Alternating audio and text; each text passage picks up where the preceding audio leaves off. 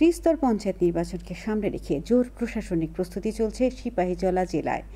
নির্বাচনকে সুষ্ঠু ও শান্তিপূর্ণভাবে সম্পন্ন করতে যাবতীয় ব্যবস্থা গ্রহণ করা হয়েছে। জেলার অন্তর্গত 6টি ব্লকে চলছে ভোট কর্মীদের প্রশিক্ষণ।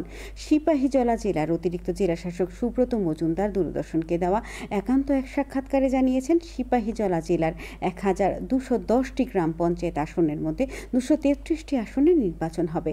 6টি পঞ্চায়েত সমিতির 74টি আসনের মধ্যে নির্বাচন হবে 17টি আসনে। তাছাড়া জেলা পরিষদের 17টি আসনের মধ্যে নির্বাচন হবে 10টি আসনে। 6টি ব্লক মিলে জেলার অন্তর্গত 325টি পোলিং স্টেশনে ভোট গ্রহণ করা হবে বলে জানিয়েছেন অতিরিক্ত জেলা শাসক। 33টি সিটে আমাদের নির্বাচন হচ্ছে। পঞ্চায়েত সমিতিতে আমাদের টোটাল 6টা ব্লকে আমাদের আসন বা সিট ছিল আমাদের 74টি, এর মধ্যে নির্বাচন হচ্ছে 17টিতে।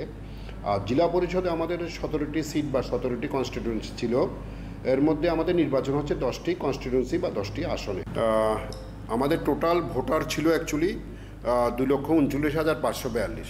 তো একটা পরিসংখ্যানে আমরা দেখেছি আমাদের 6টা ব্লকের নিরিখে যদি আমরা দেখি, সেখানে যে পুলিং স্টেশন আমাদের ছিল টোটাল 537টি, এর মধ্যে আমাদের নির্বাচন হচ্ছে 325টি পুলিং স্টেশন আমাদের নির্বাচন হচ্ছে, 212টি পুলিং স্টেশন আমাদের নির্বাচন হচ্ছে না।